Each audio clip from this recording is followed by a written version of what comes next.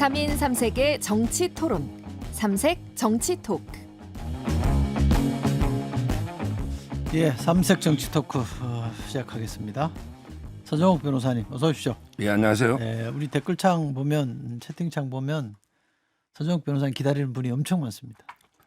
존재감 요즘 진짜 대한민국에서 짱입니다. 박성민 전 민주당 최고위원 어서 오십시오. 네, 안녕하세요. 네, 최배영천 신성장 경제연구소 소장님 어서 오십시오. 네, 안녕하세요. 네, 제2의 비상계엄은 있을 수 없습니다. 용납되지 않습니다. 대한민국의 민주주의는 총과 칼로 파괴할 수 없다는 것이 지난 12월 3일의 밤 확인되었습니다. 그것이 우리 국민이 쌓아온 민주주의의 유산이고 힘입니다. 만에 하나 또 한 번 계엄 선포라는 대통령의 오판이 있다면 국회의장과 국회의원들은 모든 것을 걸고 이를 막아낼 것입니다. 반드시 국회를 사수하고 국민과 민주주의를 지켜낼 것입니다. 예, 우현식 의장의 말씀 들어봤는데요. 제 개인적인 사견을 먼저 말씀드리면 이번에 우현식 의장님 참 잘하셨습니다. 자, 얘기를 시작해 볼까요? 아무래도 기업 얘기부터 시작을 해야 될 것 같은데 가장 할 말이 많으실 박성민 전 최고위원부터 포문을 여시죠. 진짜 할 말이 너무 많은데 방송에서 할 수 없는 말들이 너무 많은 요건 빼고. 요즘인 것 같습니다. 네, 일단은 저는 대한민국이 윤석열 공포증에 빠졌다. 공포증. 네. 네. 그러니까 이제는 더 이상 어떤 뭐 대통령으로서 인정하기도 어려울 만큼 이미 뭐 심리적 탄핵은 끝났다라고 생각하고요. 뭐 오늘 이제 표결을 하니까 정치적으로도 결과물이 나오지 않을까 생각을 하는데 일단 있어서는 안 되는 일을 벌인 거죠. 대통령이 친위 쿠데타를 벌인 거라고 생각합니다. 그리고 저는 뭐 내란죄에 해당한다라고 생각을 하고요.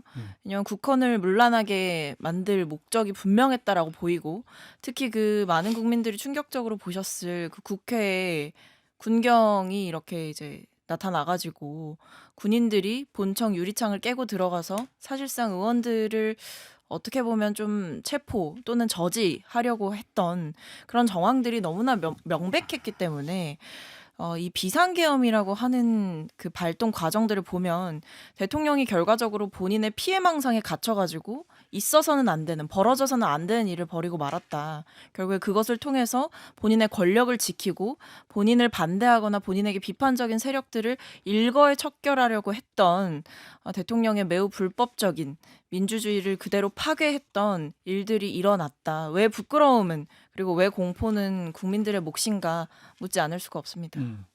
소장님. 일단은 지금 한국경제, 한미동맹, 한국외교에 우한 덩어리가 생긴 것 같아요. 우한. 네. 그 윤석열 대통령 자체가 미국에서도 이제 지금 각종 외신들도 그렇고 원래 국무부라는 게 보통 이제 외교적 수사를 해가지고 수위를 상당히 주더란데 일부 외신에서는 그 미친 짓이었다 뭐 이런 표현도 나오고 그리고 한국 민주주의가 승리하길 바란다 이렇게 이제 국무부 부차관의 논평인데 이거는 실은 이제 탄핵이 되길 바란다는 걸 이제 우회적으로 표현한 거 봐야 되는데 저는 결과적으로 보면은 국민에게는 충격과 분노를 줬고 그리고 국힘과 윤석열 대통령 본인에게는 정치적 자폭을 했고 그리고 결과적으로 정치적으로 보면 이재명 대표에게는 크리스마스 선물을 줬다. 원래 지금 이재명 대표가 공직선거법이 너무 세게 나왔기 때문에 그리고 뭐 백현동 재판이라든가 대북송금 재판이 실은 다 불리하게 나오고 있거든요. 직접적인 건 아니지만. 근데 이제 그거를 일거에 한 방에 팍 날려주는. 그래서 결과적으로 이제 어떤 민주당과 이재명 대표 입장에서는 정치적으로 매우 유리한 지형을 이제 윤석열 대통령 스스로 만들어준 상황이 된 것 같습니다. 서정욱 변호사님 총평 이 상황에 대한 아마 이제 대통령이 계엄한 의도는 두 가지로 봐요. 의도. 예. 하나는 이제 그 국회가 워낙 탄핵을 남발하고 예산 가지고 장난쳐 가지고 국정을 마비하니까 경고를 좀 해야 되겠다. 요 의미 하나. 국회 경고. 예. 그다음에 가장 큰 목적은 선거 부정을 한번 파헤쳐 봐야 되겠다. 이렇게 봐요. 2분 만에 선관위에 300명을 투입하고요. IT 전문가 47명 투입했어요. 아, 같이 갔어요? 예, 그 서버까지. 그래서 이제 이거 아마 뭐 선거 부정에 대해서는 여러 국민들 의견이 있을 수 있는데 아마 이게 그 국정원에서 계속 의혹이 있다. 그리고 북한 해커 침투 이런 게 있다. 이런 이제 보도를 대통령이 직접 받다 보니까 상당히 의심을 가진 것 같아요. 그러면 대통령이 지난 총선 결과가 선거 부정이라고 보시는 거예요? 총선 이전부터 대선도? 예. 대선도? 여러 가지 이게 모든 선거에서 아마 이게 그 서버 한 5% 포렌식 해봤더니 완전히 뭐 마음대로 해커들이 활동해도 도저히 그 통제가 안 되는.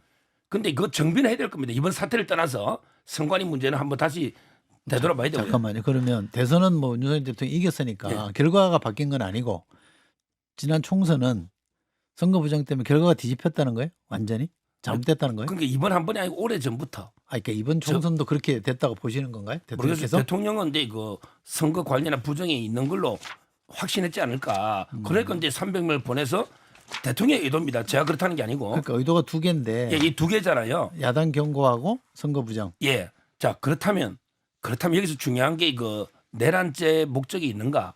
저는 그래 안 봅니다. 내란죄로 가기 전에 예. 그 두 가지 이유가 계엄령의 이유가 됩니까? 지금 계엄 이제 사유가 돼요? 저는요. 법에 계엄 사유 정해져 있잖아. 그러니까 저는요. 예. 제가 아마 이게 옆에 있었으면요. 목숨 걸고 막았을 거예요. 목숨 걸고. 예. 예.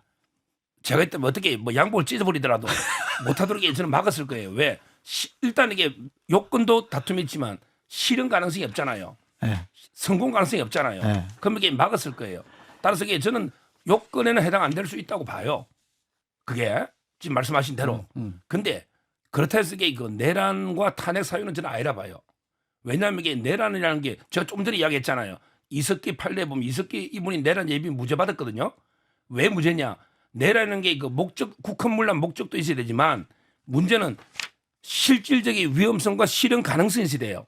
그게 없다는 거죠. 몇 명이 막 폭탄 던지고 사제 폭탄 만들고 해도 이게 실질적으로 안 되잖아요. 군사력을 동원했는데. 근데 280명으로 국회 몇 명 있습니까?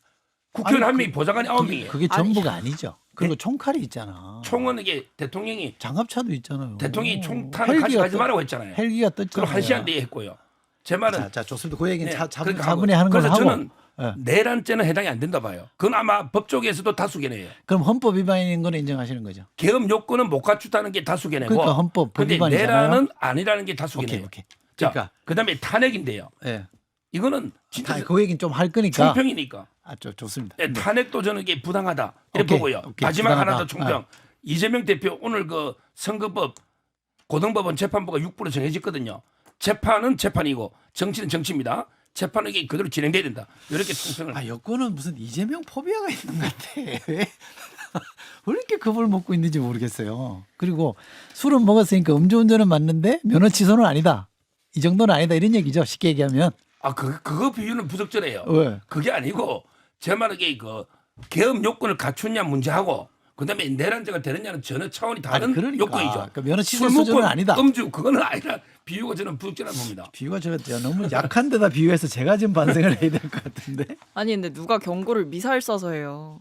그러니까 지금 대통령이 한 거는 이 계엄을 선포했다라고 비상계엄을 선포하는 거는 진짜 이거 과거 군사 독재 시절에나 하던 거잖아요. 그리고 뭐 말씀하신 뭐 선거 부정이나 이런 거 경찰 검찰 수사했는데 다 뭐 아무것도 안 나와가지고 다 종결된 건이에요. 근데 이 건에 대해서 계엄군을 투입해가지고 그리고 계엄을 선포해가지고 선거 부정을 밝히겠다? 이거는 말도 안 되는 거고 이 계엄이 일단 나왔던 포고령을 보시면 아시겠지만 1항에 정치 활동을 금지시켜요. 그러니까 정치 활동을 금지시키고 국회와 지방의회 이런 걸 다 건든단 말이에요. 그걸 내보냈다는 것 자체, 그러니까 계엄을 선포하면서 국민의 기본권을 제한하고 출판과 언론을 검열하고 표현의 자유를 제약하고 정치 활동을 금지하고 이런 모든 일들이 이 국민의 기본권을 제약하는 일들이고 어떤 그 균형과 견제라는 이 헌법의 기본적인 원리를 침해하는 행위인데 그런 반헌법적 행위를 해놓고도 이건 죄가 안 된다? 경고성이었다? 대통령은 본인은 잘못 없다고 생각한다? 이거야말로 이제 제대로 된 책임을 물어야 되는 거죠. 그래서 저는 이해가 안 되는 게 요건은 못 갖췄다라고 하시잖아요. 헌법적으로 봤을 때 이 내란죄는 뭐 다툼의 여지가 있다라고 하지만 계엄의 요건을 못 갖춘 건 맞다라고 인정을 하는데 여기에 대해서는 또 뭐 그렇다고 한다면 탄핵은 또 아니다. 그럼 대체 어떻게 책임을 묻겠다는 거죠? 뭐 질서 있는 퇴진 이렇게 얘기하시는데 질서 있는 퇴진할 동안 국민들은 공포에 떨고 있는데 뭘 어떻게 질서 있는 퇴진을 합니까? 이게 재밌는 게 헌법 77조가 이제 그 당일날 많이 이제 사람들한테 회자가 됐었는데요. 그 조문을 이제 가지고 왔는데 헌법 77조만 보면 그냥 여기 명문만 봐도 세 가지가 위헌이라는 게 명백하게 나와요. 요건은 전시, 사변, 이에 준하는 국가 비상사태라 그랬는데 그저께 그 국회 국방위가 열렸어요. 그래서 박완수 계엄사령관이랑 국방부 차관에게 의원들에게 물어봐요. 전시입니까? 그랬더니 아닙니다. 지금 현재가 사변입니까? 아닙니다. 준한 국가 비상사태입니까? 아니라고 생각합니다. 그래서 실은 그 국방부 차관이랑 계엄사령관 본인이 세 가지 모두 해당하지 않는다라고 얘기를 하고 헌법에 보면 지체 없이 국회에 통과해야 된다는데 그걸 하지 않았고 그리고 국회가 이제 그 과반 찬성으로 해제를 요구할 수 있는데 거꾸로 이제 거기다가 이제 그 특전사를 파견을 한 거죠. 그리고 오늘자 조선일보가 되게 재밌어요. 뭐 오늘자 조선일보 제목이 이제 사흘째 침묵하는 윤은 국민에게 사과하고 책임질 방안을 내놓아야 되는데 거기 한 아주 짧은 단락만 보면 이번 비상계엄은 헌법상 발동 요건에 맞지 않고 국회에 계엄군을 보내 국회 활동을 막으려고 한 것은 명백한 계엄법 위반이다. 위헌 위법적인 조치임이 명백하고 경고용 계엄이라는 건 원래 있을 수 없는 일이다. 해가지고 실은 약간 좀 제가 보기에는 정신 멀쩡한 대부분의 사람들이 진보 보수 여부를 떠나가지고 이거는 뭐 명백한 위헌 위법이라는 거에는 제가 보기에는 뭐 견해의 차이가 없고 그렇게 그리고 그러면 당연히 이제 실은 탄핵 사유가 된다고 봐야 되는 거죠. 요 대목만 좀 짧게 끊어서 보시면 뭐 다 좋아, 다 뒤에 건 다 논의한다고 치고 어쨌든 요건을 못 맞췄잖아요. 그 저기 이제 보수 언론도 지금 저런 얘기를 하는 건 대통령이 최소한 야당이 그렇게 미워도 국민 앞에 와서는 미안하다. 그 한밤중에 국민들 놀래게 해서 죄송합니다. 이 한 말을 못 해요. 그 출동했던 아무 죄 없는 병사는 돌아가면서 죄송합니다. 연손 면신 머리 숙이고 가는데 대한민국 대통령이 선서할 때 헌법을 지키고 국민의 생명과 안전을 지키겠다고 한 사람이 이 정도 사안이면 저 같으면 별로 잘못한 게 없어도 나와서 죄송합니다 할 것 같아. 왜 안 하시냐고. 이게 조금 더 지켜보세요. 아니 뭘 어떻게 조금 지금 원래는 담화를 하려 했는데 당에서 막았어요. 아니 사과 담아 말고 그냥 사과. 예, 그러니까 그거 근데 타이밍에 적절한 타이밍에 나와서 아마 소상한 설명과 필요하면 사과가 있을 거라고. 한 번도 설명을 제대로 들어본 적이 없어. 나와서 한번 연장 이제 지르고 들어갔지. 지금은 이제 오늘 뭐 표결이고 이러다 보니까 그리고 국회도 이게 못 오게 막 막고 이러잖아요. 오려고 해도. 그러니까 제 말은 이게 그거는 이제 뭐 아마 저는 놓을 걸로 설명이 언젠간 놓겠죠. 지금 빨리 하려고 해도 이게 당에서 저는 막은 걸로 제가 알고 있고요. 그다음에 지금 표결이잖아 5시에. 근데 표결 앞두고 이게 또 막 내는 게 맞는지 이런 있으니까 아마 표결 보고 아마 결과에 따라서 어떤 성명이든 나오지 않겠나 아니, 생각이 드는데 표결 때문에라도 해야 되는 거 아니에요? 지금 국민의힘 사람들도 사과해달라고 하는 거 아니에요? 그러니까 이제 그게 국민의힘 쪽에서는 오히려 또 대통령이 뭐 장문한 게 없다는 식으로 해서 이게 더 불을 지르면 어떡하나 뭐 이런 우려가 좀 있었던 것 같아요. 국민의힘 쪽에서는. 그러니까 결사 막았겠죠. 소통하면서. 아마 대통령의 그럴 수도 소신인데 있을까? 예. 근데 여기서 잘 봐야 돼요. 계엄의 요건이 전시 사변 아니죠. 근데 국가의 비상사태라는 게 있는데 준하는. 네. 근데 지금 국회가 막 예산권 가지고 이게 대통령실을 검찰을 마비시키고 또 헌법기관인 감사원을 마비시키고 또 이렇게 막 검찰을 무자백에 22번 탄핵하고 이걸 대통령은 비상사태에 준하는 걸로 대통령 입장에서는 판단했을 거고요. 근데 그걸 보니까 국회에서는요.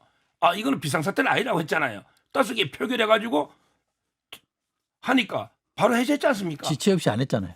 그게 문제인데 왜 보십시오. 지체 없이 안 했어요? 국회가 소집된 것도 지금 추경호 의원이나 국민의 의원들 아직까지 의논하고 안 들어갔잖아요. 지체 없이라는 말이 꼭 뭐 10분 내에 1시간 내에 딱 정해진 건 아니잖아요. 국회가 어느 정도 정상적으로 소집되면 대통령이 그 통과 안 할 이유는 없죠. 왜 통과 안 해도 이미 우리 유튜브나 방송에서 이미 생중계를 다 하고 있는데 그걸 통고를 안 할 이유는 없잖아요. 아무 실익 없는 논쟁이고. 제 말은 그래서 국회에서는 야 전시 사변 국가 비상이 아니니까 해제. 해가 대통령이 국무회의심에서 해제했잖아요. 모든 게 헌법 범위 내에서 계엄권은 대통령이 권한은 맞잖아요.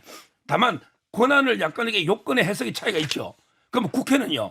국회는 대통령 탄핵이나 뭐 검사 탄핵, 감사원 탄핵할 때 요건이 안 맞아가지고 헌재가 9대0으로 졌다. 그럼 이렇게 하면 똑같은 되잖아요. 논리 아니 아닙니까? 그러니까 그러면 예. 우리 변호사님 논리대로 하면 국회도 무리하게 했으니 그 탄핵한 거 헌재가 판정하잖아요. 예. 그러니까 기각한 것도 있잖아요, 벌써. 예. 그러면 대통령 탄핵도 국회에서 소추해서 헌재 가면 되잖아요. 그래도 되고. 헌재에서 결정하면 되겠는데 왜 그걸 아예 못하게 막냐고. 국회의원들도 소신껏 표결하고 또 이게 국회 통과되면 헌재 가서 판단 받아보는 게 맞죠. 그럼 되지 왜 탄핵 예. 사유가 안 된다고 막 그렇게 우길 일이 아 아니잖아요. 주장도 못합니까? 탄핵이 된다는 사람도 주장하고 안 된다는 사람 안 된다고 주장하고 그 주장은 자유잖아요. 다만 이게 국회의원들이 판단하고 오케이. 제 말은 이게 요건의 해석에 대해서 대통령이 만약 국회 해제를 요구했는데 예. 안 따르고 무력으로 계속했다면 저도 그건 내려야 봐요. 아니죠. 3시간 넘게 근데 하지 않았나? 아니 근데 국회가 그 계엄 해제하는 표결 자체가 불가능하게 만들었었잖아요. 사실 불가능할 만들려고 했죠. 할 뻔했잖아요.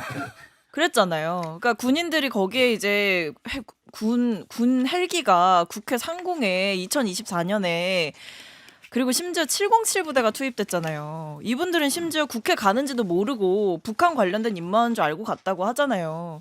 그러니까 이런 위법한 일을 저질러 놓고도 뭐 외신에다가는 법적인 테두리 안에서 했다라고 하던데 계엄권이 있는 건 맞죠. 그렇다고 해서 그것을 남용하거나 오용할 권한은 없는 겁니다. 계엄이라고 하는 것은 비상 상황 시, 그러니까 방금 우리가 얘기했잖아요. 딱 정해져 있어요. 전시, 사변, 국가 비상사태. 근데 여기 중에 뭐에 해당하냐고요. 지금 상황이. 그러니까 그 국회에서 그 계엄 해제 표결을 했고 그거에 따라서 해제를 하지 않았느냐라고 적반하장식으로 말씀하실 게 아니고 애초에 그 포고령 1항에서도 정치 활동을 금지했고 심지어는 한동훈 대표, 이재명 대표 이런 정치인들에 대한 심지어는 우원식 국회의장에 대한 체포조까지 있었다고 하고 그런 식으로 국회에 군인이 들어와서 본회의 자체가 불가능할 뻔했던 그 상황을 생각해 본다면 이거는 대통령이 해제하지 않았느냐, 법적으로 다 되지 않았느냐라고 얘기할 게 아니고 법을 뛰어넘어서 본인의 권력을 지키기 위한 어떤 이 군 권력을 동원한 쿠데타가 있었다는 사실부터 얘기를 해야 되는 겁니다. 지금 대통령이 이런 일이 벌어진 저는 이게 이제 보수한테 좋은 일이냐 나쁜 일이냐 저는 보수 괴멸을 시키고 있는 일인데 이 사태가 왜 벌어졌는지 보면 극우 유튜버의 정신 세계에 지금 갇혀 있는 거거든요. 그런 주장을 하신 분이 있었어요? 계엄해야 된다고? 어떤 걸요? 아니 뭐, 이제 부정선거론이 이제 부정선거론이 빠져가지고 중앙선관위에 쳐들어간 거거든요. 그래서 근데 지금 우리 헌법에 의하면 지체 없이 국회에 통보해야 되는데 지체 없이 707 부대를 보냈어요. 707 부대가 뭐 하냐면 참수 부대요. 참수 부대. 그 이 요인 암살하는 제가 국방위 부대거든요. 했잖아요. 예. 요인 암살 부대를 보낸 거예요. 그래서 이 국회 없이 무슨 뭐 지체 없이 국회에 통과하는 게 아니라 지체 없이 참수 부대를 국회 보내가지고 이것을 헌법 테두리 내에서 한다는 거는 이 말도 안 되는 얘기고 그래서 실은 그리고 이제 김용년 그 국방부 장관 본인이 뭐 동아일보라든가 SBS라든가 등등에서 부정선거를 조사하려고 선관위를 투입했다라는 거기 때문에 저는 이게 이제 이런 그 어떤 극우 유튜버들의 정신세계에 대통령이 지나치게 과몰입해서 뭔가 정상적인 의사결정을 하는 단계를 완전히 넘어가 버린 것 같다. 그래서 지금 이런 일들이 계속 위법적인 행위를 하면서도 이게 전혀 그걸인지 모르는 지경이 좀 이르는 것 같다 이런 생각이 듭니다. 그 어제부터는 좀 이른바 양심선언들이 좀 나오잖아요. 국정원 1차장, 그다음에 수방사령관, 특전사령관, 일공수 여단장, 또 누구죠? 방첩사령관 이런 분들이 방첩사 사령관도. 얘기를 다 했잖아요. 그 내용이 좀 상당히 충격적이었어요. 왜냐하면 국정원 1차장한테 전화를 해가지고 싹 다 잡아 넣어라. 내가 나중에 대공 수사권 줄 테니까 이번에 방첩사 도와라. 옛날 보안사 아닙니까, 그죠? 도와줘라 이런 얘기잖아요. 아니 대통령이 법을 공부하신 분이잖아. 검사였잖아요. 그리고 다른 사람이 죄를 때려잡은 검사였잖아요. 근데 싹 잡아 넣어라. 국회의원은 현행범이 아니면 체포할 수가 없잖아요. 근데 이거 싹 잡아 넣으라 했다는 그 말을 할 수 있다는 것 자체, 그러니까 그분의 머릿속이 저는 저분이 진짜 민주주의자인가라는 근본적인 의심이 들더라고요. 어떻게 보세요? 일단 두 가지로인데 이분들이요 이런 행태가 참 이게 저는 공직자라 부끄러워요. 근데 제가 대통령 떴으면요. 임명하신 분들이잖아 다. 제가 떴으면요. 네. 아예 상관의 명령을 원칙은 군은 따라야 돼요. 네. 근데 그게 명령이 아주 명백하게 중대하게 위법할 때는요. 거절할 수가 있어요. 명령을 따랐다 해서 이게 다 면책되는 게 아니에요. 옛날에 맞아요. 중앙정보부장 김재규 이분이 대통령 암살할 때 그 명을 따른 사람도 다 처벌됐어요. 그러니까 제 말은 이런 게 이 정도 별들이 다 3개씩 붙어 있는 중장들 3명 아닙니까? 이 정도면 이게 대통령님 이거 안 됩니다. 전시사변도 아닌데 계엄 이거 안 됩니다. 이렇게 막았어야 되잖아. 오케이, 이렇게 하지 않고 동의. 따랐잖아 지시를. 네. 근데 이제 와서 막 눈물을 질질 흘리면서 이게 뭐 미안하다 누가 이제라도 해야죠. 아니 근데 민주당 유튜브 나가서 민주당 김병준이라고 있는데 특전사령관이 막 그렇게 한다거나 아니면 이게 홍장원 이분은 아니 국정원 1차장이라는 사람이 어디 뭐 이재명 대표한테 보고한다고 이러면서 이게 이게 양심 선언입니까? 그게 뭐예요 그러면? 참 이게 저는 부끄러운 행태인데요. 네. 특히 국정원 1차장 이 문제예요. 보세요. 국정원이 국내 정치에 체포 조직이나 있습니까? 그리고 계엄에서 국정원의 역할이 있습니까? 없죠. 근데 왜 거기다 얘기해요? 그러니까 아마 이게 대통령의 측근으로 김용의 라인일 거예요. 그래서 국정원이 갔으니 아마 이게 1차장이다 보니까 대통령은 이게 대공수사권 부활을 되게 공약이에요. 대공수사권 부활. 그러니까 이제 이런 이야기 하다가 아마 이게 여러 홧김에 저는 이래 봐요. 대통령이 경로하면 뭐 무슨 말 하죠. 야, 다 잡아요 그냥. 뭐 이거 누구 한동훈 뭐 다 잡아요.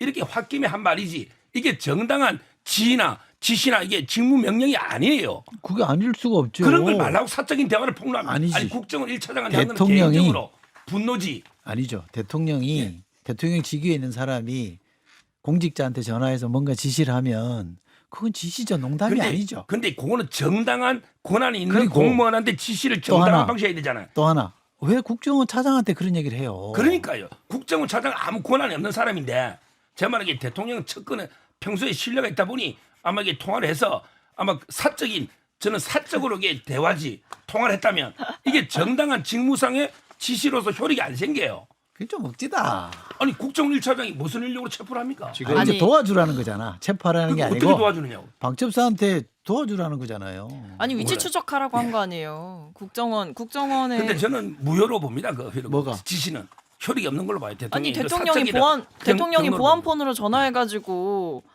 조금 있다가 비밀 임무가 있다라고 예고도 해주고 계엄령 하고 나서 계엄령 받지라고 하면서 싹 잡아들여라라고 하고 그러니까 이게 어떻게 지시가 아니죠? 싹 잡아들여라 얘기하고 이렇게까지 얘기했다잖아요. 자금이면 자금, 인력이면 인력 무조건 도와라. 방첩사령부를 도와라. 그래서 여인영 방첩사령관한테 연락했다는 거 아니에요. 연락했더니 처음엔 모른 척하다가 대통령한테 지시 받았다, 전화 받았다 하니까 갑자기 태도 돌변하면서 그 명단 읊으면서 이 사람들 지금 소재 파악이 안 되니까 위치 추적해서 도와달라 이렇게 한 거 아니에요.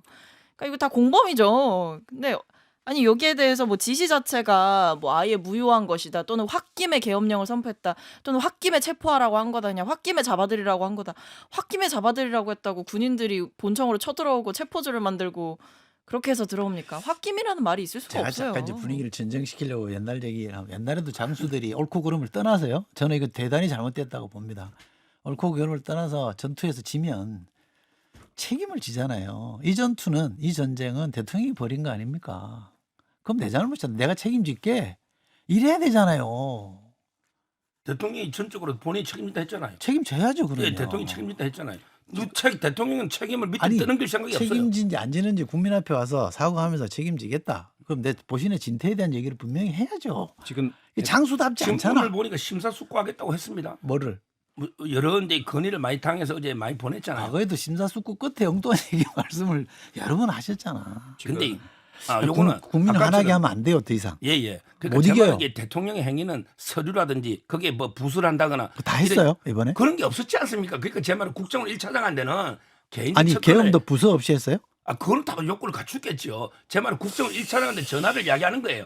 이거는 측근 사적으로 이게 그냥 전화지 이게 정당한 대통령으로서 아니, 직무명령이라 보기는 어렵다. 계엄 아니, 나중에 그 난리판에 그 국정원 1차한테 전화해서 농담해요? 농담이 아니고 아니 경로가- 계엄 선포해놓고 전화해가지고 농담인데 더 사적인 염장지. 얘기인데 그럴 리가 없죠. 이 열받는데 진짜로. 그러면 그러니까 서정욱 변호사님이 윤석열 대통령을 좀 제대로 대변하시는 게 맞다라는 생각이 드는 게 지금 당에서 대통령 뭐 기자회견 같은 거나 담화를 막은 이유가 내가 뭘 잘못했다는 말이냐. 이게 현재 대통령 입장이라는 거예요.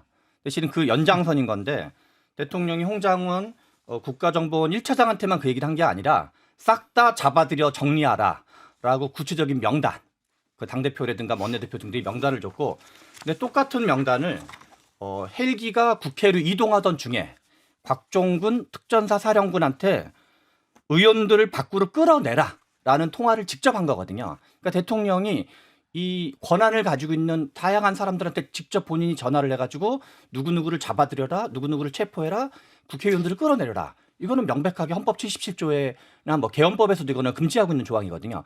그런 거를 다 지시한 다음에 이제 와서 장난이었다. 그냥 심심해서 경고성으로 한번 해본 거다. 그래서 이거는 지금 우리나라 국회는 예산 증액권은 정부가 가지고 있고 예산 감액권 국회가 가지고 있는 거는 헌법에 나와 있는 거예요. 지금 민주당이 예산을 감액하거나 이런 건 헌법에 있는 절차들을 다 거친 거고 윤석열 대통령 한 거는 헌법 절차를 위반한 걸 한 거거든요. 위헌적 행위와 어떤 우리가 정치를 하다 보면 이제 어떤 테두리 내에서 하는 거랑 테두리를 벗어나냐 아니냐는 거는 그걸 뒤섞는 거는 좀 이제 문제가 있는 거 아니냐. 서 변호사님 이 저 계엄 담화문 혹시 읽어보셨어요? 예. 저 여기 보시다시피 밑줄 그으면서 이렇게 예. 읽어봤는데 네, 맞습니다. 누가 쓴 거예요? 그건 모르겠어요. 정말 수준 이하의 논리와 수준 이하의 문장이야. 대통령 워딩이 아니에요 이게. 저도 거기 옆에서 봤지만, 그러니까 앞뒤가 안 맞아. 이게. 아마 이제 그 뭐 저도 그런 생각에 포고령도 보면 이게 뭐 귀찮아져. 의사들 처단한다 이런 표현은 좀 이게 부적절하죠. 네. 근데 그 아마 워낙 급작스럽게 아마 대통령이 갑자기 결단하다 보니까 아마 준비가 없었던 것도 맞고요. 직접 쓰신 건 아니겠죠? 직접 했었겠습니까, 대통령? 피를 토하는 심정으로 그렇죠. 국민 여러분께 호소합니다 이랬더니 그 국민의힘 소장파원 5명 회견하면서 정말로 피를 토하는 심정인 사람은 대한민국 국민이다 이렇게 했어요. 아 이거 진짜 참 구시기하네. 자 어쨌습니까? 알겠습니다. 잠깐만 분위기 식히고 오겠습니다. 저희가 여기 앉아서 얘기하는 거나 아마 들으시는 분들 다 공이 많이 답답하실 것 같습니다. 자 탄핵이 오늘 오후 5시에 본회의가 예정돼 있잖아요.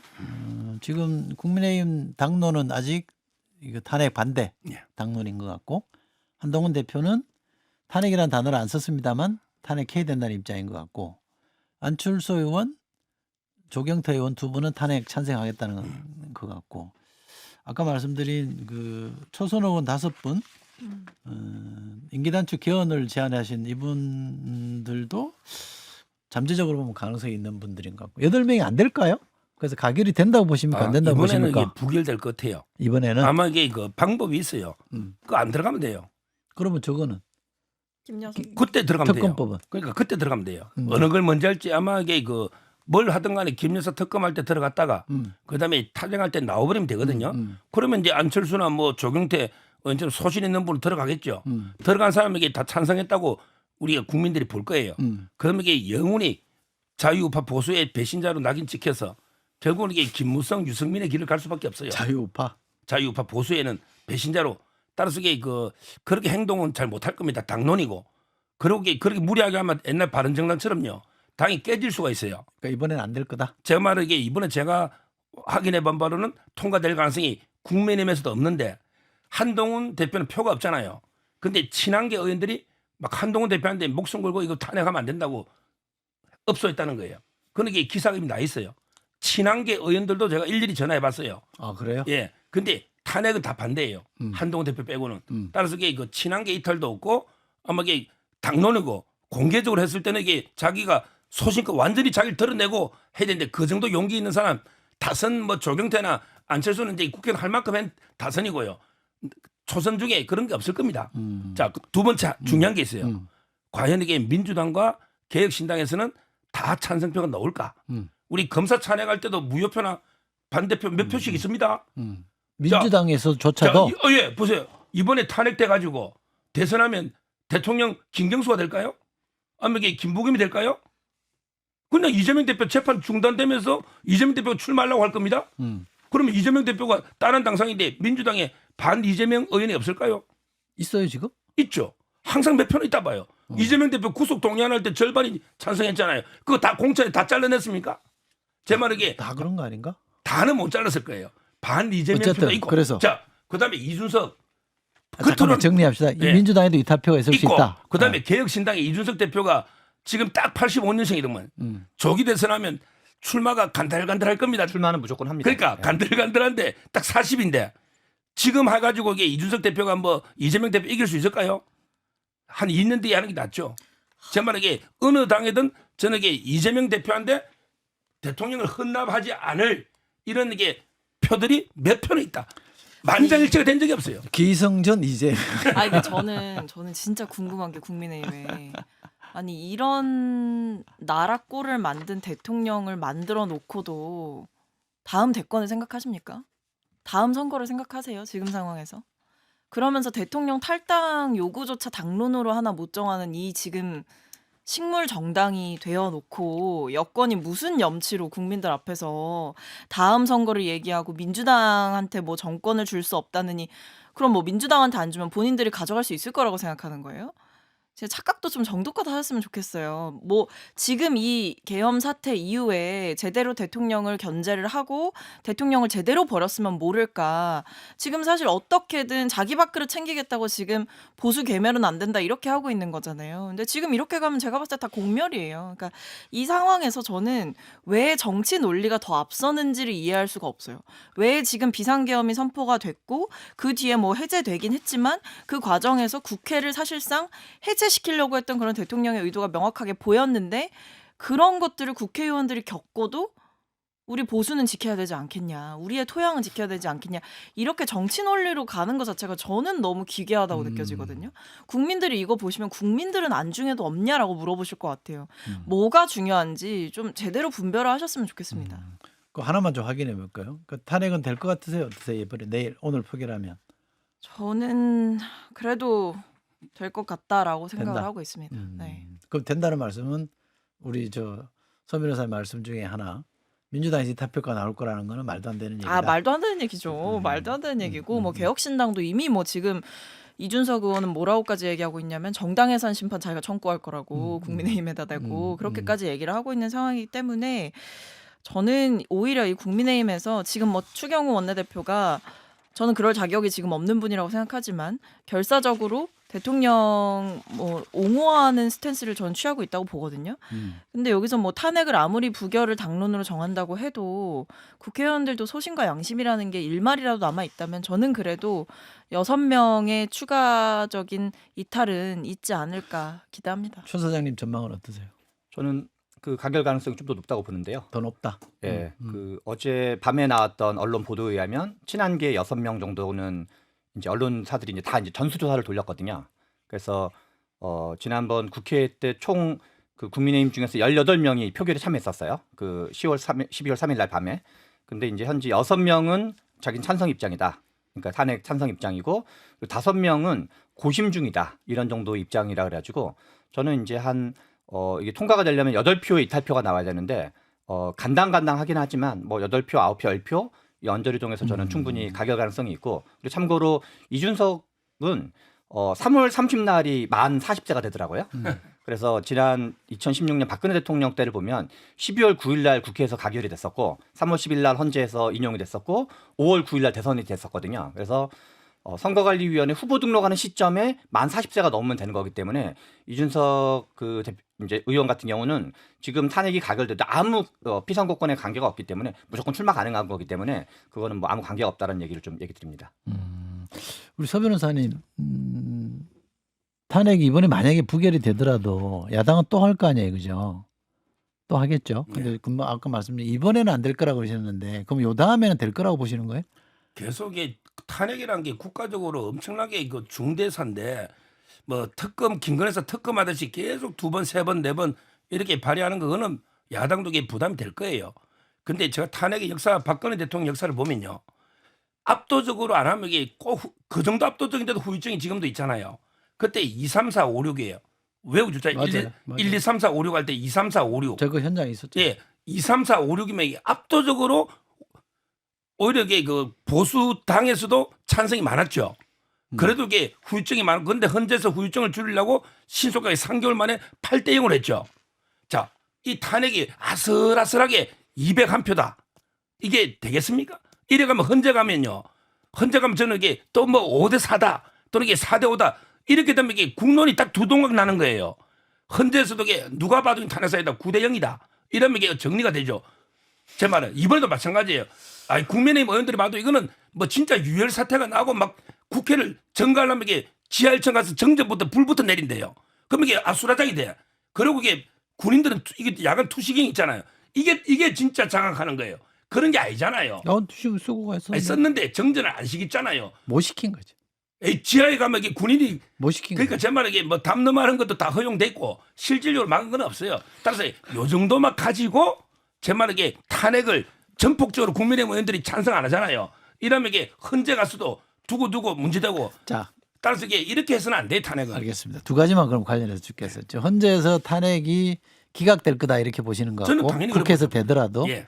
두 번째 이거는 하나 제가 질문드리고 싶은 거는 대통령이 스스로 물러날 가능성은 없습니까? 지금으로서는 이게 제가 없는 걸로 알고 있습니다. 쭉 물러날 이유도 없고요. 임기 다 채우시려고 하는 거예요? 저는 제가 생각하는 거는 이게 개헌 정도는 한번 해볼 만하다 봐요. 개헌? 이번 개헌은 꼭 필요하다 보거든. 이미 87년 대통령 5년 단임 전은 수명이 다 했어요. 아니 그거 좋게. 예, 그래서 저는 어쨌든. 대통령이 쓸 수 있는 카드는요. 개헌이라도 하나 역사적으로 하면 이게 완벽한 개헌 정도 하고 뭐 4년 중임제든 그러면 이게 내가 뭐 일어나면 이게 역사의 업적이 남으면서 명분도 있고요. 그럼 임기 단축해서 물러나고. 뭐 임기라는 게 뭐 맞춰야죠. 저는 대통령도 한 1년 단축하고요. 필요하면 이게 국회도 한 2년 단축해서 저는 그렇게 생각해요. 왜 대통령과 국회 임기를 4년씩 해서 중임으로 맞추고 그럼 대통령이 중간평가는 2년마다 지방선거로 중간평가하고 이렇게 우리나라 체제를 한번 정비를 할 필요는 있다.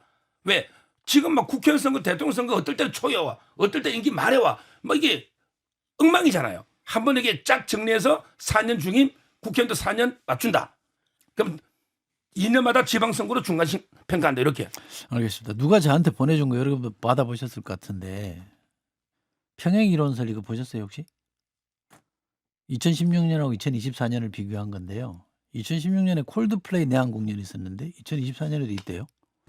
내년에 공연한다고 발표했대요. 그때도 내년에 한다고 2016년에 발표했대요. 올림픽에서 한국이 8위를 했는데 이번에도 8위를 했대요. 한강이 부커상을 받았는데 이번엔 노벨상을 받았어요. 콜드컵 페이커가 우승했는데 이번에 롤드컵에서 우승했대요. 롤드컵에서. 트럼프가 그때도 당선했고 이번에도 당선했대. 야 이거 기가 막히게 누가 이렇게 찾아냈더라고요. 웃자고 얘기입니다. 근데 그 공통점보다 이게 평행이론보다 웃자고 얘기. 차이가 더 많아요. 차이 찾으려면 제가 몇백 개 찾죠. 어쨌든 더 많습니다. 웃자고 한 얘기고 탄핵은 그렇다라고 본 거고. 근데 그러면 이 국면이 상당 기간 이어진다고 보시는 것 같고 본인의 뭐 대통령하고 얘기는 안 해봤겠습니다만 해법은 개헌 쪽으로 좀 가고 뭐 임기는 하여간 뭐 탄력적으로 조정할 수 있다. 뭐 이런 정도인데 그게 해법이 될 수 있을까요, 소장님? 해법이 되게 어렵죠. 왜냐하면 어렵다.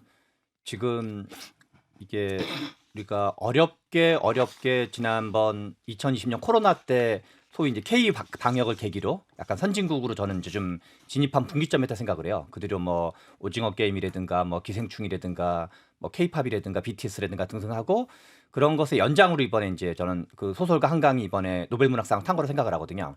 근데 지금 외신은 우리나라가 지금 여행 금지 구역으로 되고 태국에서는 환전이 금지됐거든요. 그래서 지금 야 저 이 나라 그리고 제가 그 무슨 2000년대 이후에 무슨 그 계엄령이 선포된 21세기 계엄령이 선포된 나라를 보면 전부 다 약간 제3세계 뭐 미얀마 같은 나라들밖에 없거든요. 약간 우리가 흔히 말하는 OECD 비슷한 나라 중에는 계엄령 선포된 나라가 아예 없어요. 그래서 지금 나라를 약간 우리나라가 한편으로는 약간 미국 비슷한 나라고 한편으로는 미얀마 비슷한 나라가 된 거거든요. 지금 그리고 그거는 대통령의 이제 공이 결정적인 거죠. 그래서 우리 금융으로 치면은 코리아 디스카운트가 있는 게 아니라 지금은 윤석열 디스카운트라는 게 생긴 거예요. 그래서 12월 3일 날 그 밤에 그런 이유로 현재 주식에서 빠져나간 돈만 1조 원이 넘어요. 매도해가지고. 그래서 지금 환율도 뭐 1,450원 언저리에서 좀 뛰고 있고 주가는 2,400선이 지금 무너질랑 말랑하고 있는 중이고 그래서 지금 대통령이 나라를 통째로 망치고 있는 거예요. 그냥 지금 이 대통령 자체가. 그리고 한미동맹도 망치고 있는 거고 미국은 엄청 불쾌해하고 있고 그래서 지금 헌정질서 유린하고 헌법도 안 지키고 근데 저는 그래서 국민의힘이 말씀하신 대로 뭐 부결될 수도 있어요. 그런데 나라를 망치는 거를 열심히 혼신의 힘을 다해서 하면서 같이 이제 한편이 되는 거다. 그래서 그 후과를 감당하기도 만만치 않을 거다. 이런 생각이 듭니다. 그러니까 더 뭐 임기 단축 개헌을 한다라고 해도 뭐 대통령직을 얼마간은 계속 유지하겠다는 거잖아요. 그러니까 그거 자체가 용납이 안 된다라는 거죠. 그러니까 이번에 비상계엄을 이렇게 극단적으로 선포를 해버린 사람이 다음 계엄이라고 안 하리라는 보장이 있느냐라는 질문도 드는 것이고 그리고 이 비상계엄이라는 게 단순히 하나의 해프닝으로 치부하고 넘어갈 수 있는 사안이 아니잖아요. 그래서 결과적으로 아무 일도 없었으니까 됐지 않냐라고 말씀하시는 분들한테 제가 묻고 싶은 건 살인을 할 뻔했다가 살인 미수가 됐는데 결국 안 죽었으니까 괜찮지 않냐라고 묻는 거랑 진배 없다고 생각해요. 실제로 지금 뭐 박근혜 트라우마, 박근혜 탄핵 트라우마 이런 얘기하면서 보수에서는 뭐 어떤 김민전 최고위원 같은 분은 우리를 지켜달라 뭐 이렇게 얘기하시던데 저는 되묻고 싶은 것이 국민들에게 이미 과거 군사 독재 시절을 겪은 국민들에겐 특히 더 어떤 이런 상처들이 많이 남아 있었음에도 불구하고 또 이런 똑같은 일을 사실상 벌여서 국민들의 마음에 또다시 이런 트라우마와 상처를 남긴 대통령의 책임은 결코 가볍지 않다. 그래서 더 이상 정상적으로 대통령직을 수행할 자격도 그럴 능력도 보이지 않는다라는 말씀 드리겠습니다. 여론조사를 보면 탄핵 찬성률이 70%가 넘는 것 같아요. 이 여론이 올라가면 올라가지 내려가지는 않을 텐데 그리고 갤럽조사 보면 대통령 계엄 선포 이후에 대통령 지지율 13%까지 갔다는 거 아니에요? 이 흐름을 이겨낼 수 있을까요? 다른 말로 하면 국민들을 이길 수 있을까요? 조금 더 이게 여론은 좀 더 추세를 봐야 되고요. 네. 옛날에 박근혜 대통령 5%까지 갔는데도 불구하고 후유증이 컸거든요. 좀 더 봐야 되고 마지막으로 탄핵은요. 국민이 뽑은 대통령을 국회나 재판관들이 헌재 재판관들이 파면시키는 제도입니다. 네. 국민이 뽑은 대통령을 국회가 이게 국회는 얼마나 깨끗하게 잘했길래 파면시키냐. 또 재판관의 정당성이 있는 거예요. 따라서 그만큼 신중하고 정말 이렇게 책임이 엄중하고 무거울 때 아주 예외적으로 제한적으로 다시는 있어서는 안 돼 헌정의 중단 불행한 일이기 때문에 그만큼 신중해야 된다. 대통령을 제가 잘했다는 게 아니고 탄핵은 정말 이게 어떻게든 막아야 된다 봅니다.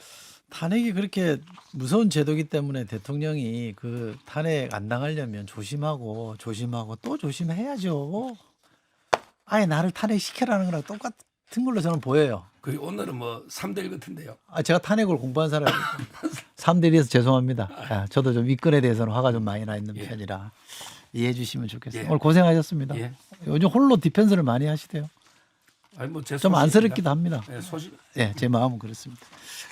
자, 삼색 정치 토크 오늘은 여기까지 하겠습니다. 서정욱 변호사님, 박성민 전 최고위원님, 최병천 소장님 세 분 고맙습니다. 감사합니다.